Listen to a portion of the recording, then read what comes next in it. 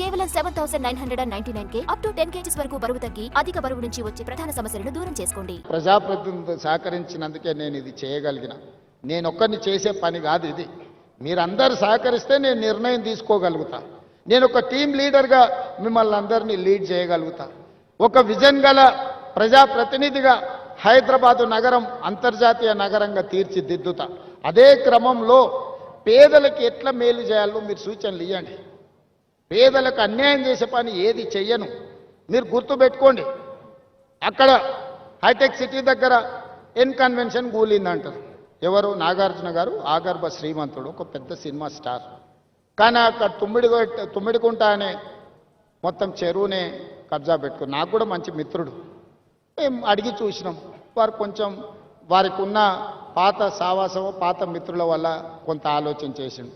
మా అధికారులు పోయి దాన్ని తొలగించింది. తర్వాత ఆయన్ని ముందుకు వచ్చి, సార్ ఇట్లాంటివి ఇంకా నాకు వద్దు వివాదాలు, నేను ప్రజలకు ఆదర్శంగా ఉండదలుచుకున్నా, ఈ చెరువు పునరుద్ధరణ కోసం 2 ఎకరాల భూమిని నేనే అప్పచెప్తా అని చెప్పి నాగార్జున గారు ఈరోజు ముందుకు వచ్చి ఈరోజు మనకు అప్పచెప్పాడు.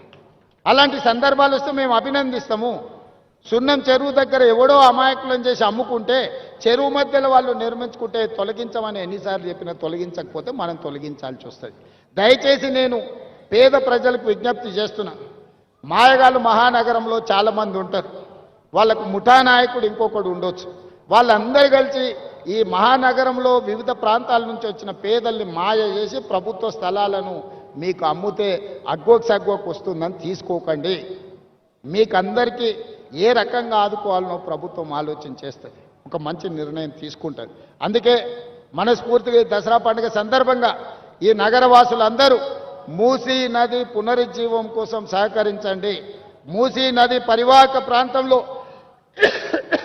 ఎవరెవరైతే నివాసం కోల్పోతుండ్రో వాళ్ళందరికీ శాశ్వత నివాసాన్ని ఏర్పాటు చేసే బాధ్యత తెలంగాణ రాష్ట్ర ప్రభుత్వం తీసుకుంటుంది. ఎవరిని నష్టపోనివ్వం, ఎవరిని కష్టపెట్టడానికి ఈ ప్రభుత్వం లేదు. ఇది ప్రజా ప్రభుత్వం, ప్రజల కోసం ఎన్నుకున్న ప్రభుత్వం, ప్రజలే ఎన్నుకున్న ప్రభుత్వం, ప్రజలు నడుపుతున్న ప్రభుత్వం.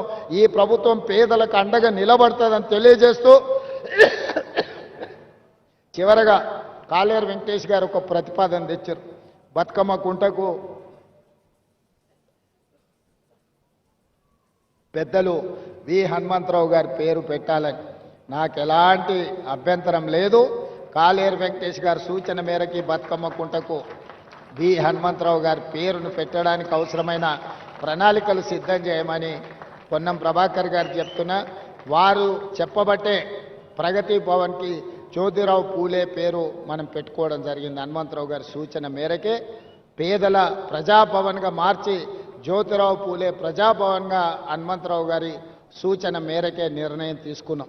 ఇవాళ 42% రిజర్వేషన్ల విషయంలో కూడా వారి సీనియర్ నాయకుడుగా మాకు సూచనలు సలహాలు ఇచ్చి ముందుకు నడిపించిండు. వారి అనుభవాన్ని ఈ ప్రభుత్వం పూర్తి స్థాయిలో వినియోగించుకుంటుంది.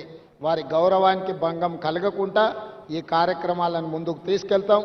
అంబర్పేటలో డాక్టర్ రోహిన్ రెడ్డి గారు ఈరోజు ఈ కార్యక్రమాన్ని సమన్వయం చేసి విజయవంతం చేసినందుకు రోహిన్ రెడ్డి గారి టీంను కూడా మనస్ఫూర్తిగా అభినందిస్తూ సెలవు తీసుకుంటున్న. ధన్యవాదాలు మిత్రులారా.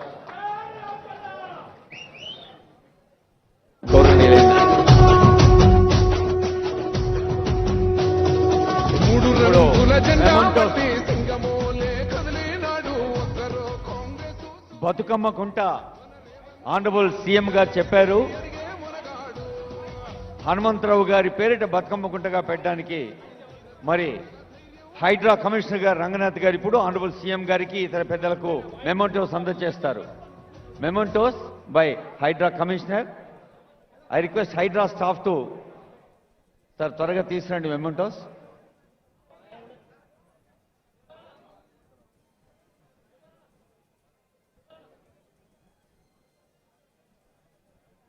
హైదరాబాద్ విపత్తు నివారణ ప్రభుత్వ ఆస్తుల పరిరక్షణ